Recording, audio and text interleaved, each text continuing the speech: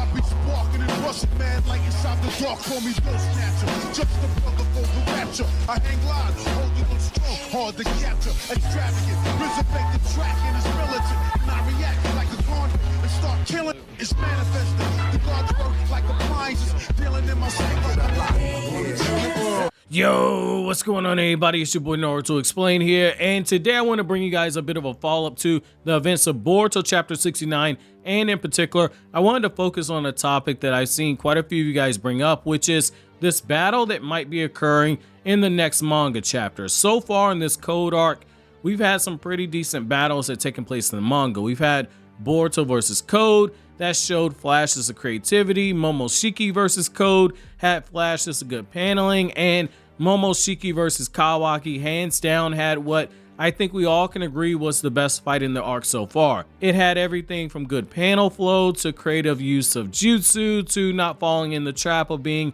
a watered down knockoff Dragon Ball fight with a basic pose, a dash, an elbow lock, a barrage, a jutsu being showed, and then they break apart and stare at each other.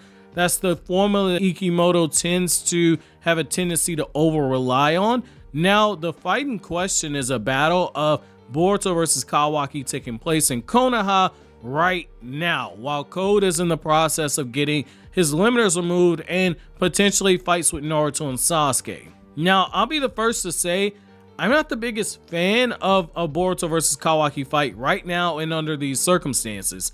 Even though I know a lot of you guys are looking forward to it, having more than one battle taking place at the same time, it can be done. Naruto's manga pulled it off. One Piece and Jujutsu Kaisen, they're notorious for doing it, and even Full Metal Alchemist managed to pull off multiple fights that were occurring at the same time, and it managed to make it work for a monthly manga. So it's not impossible to do. I just feel like right now it runs the risk of being too much of a fan service moment that doesn't have any real meat and substance to it.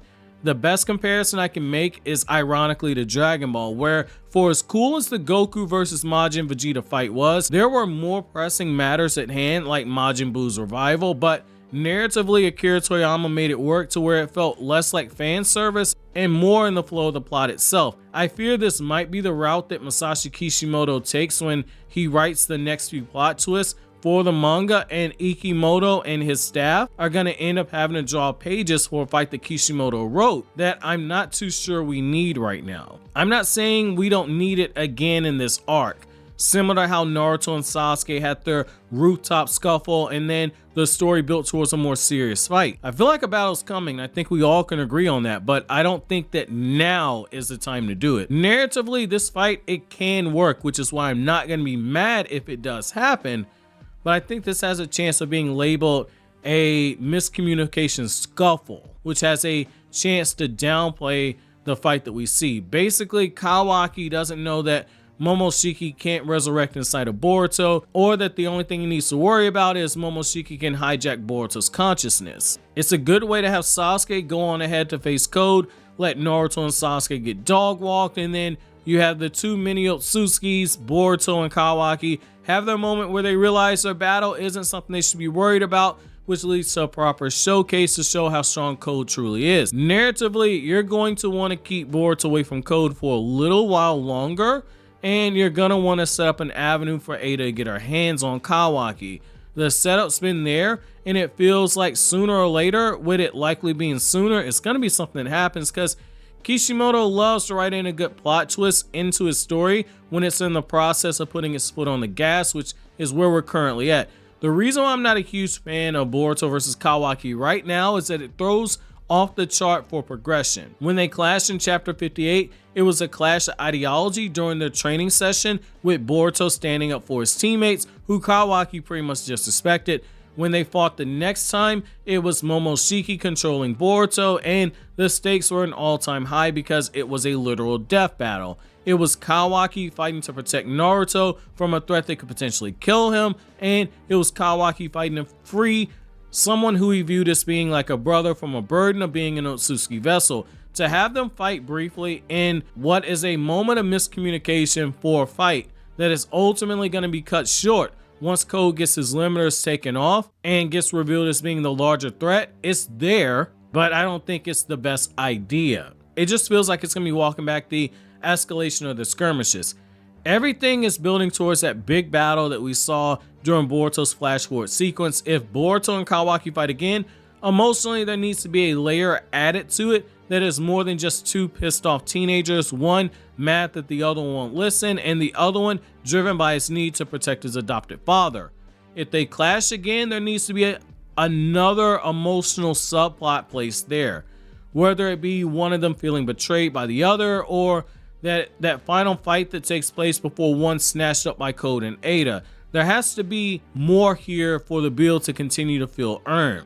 Now, if this is a battle that takes place, the one benefit you're going to get from this is that Boruto's going to see just how much further he needs to progress when it comes to his ninja training and trying to master his Otsutsuki power, because Kawaki should dog walk him in the fight.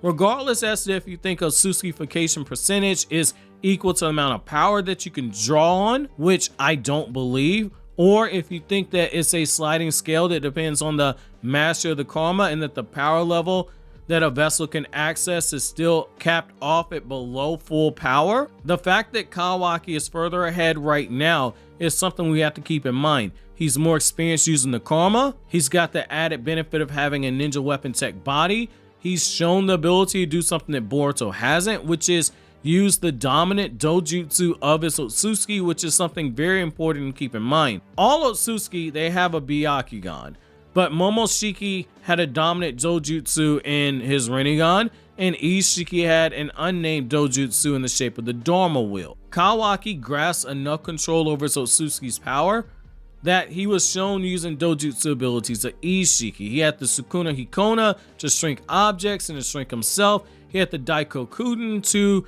summon objects from Ishiki's time space where time no longer exists. He was summoning chakra cubes and chakra rods and other objects.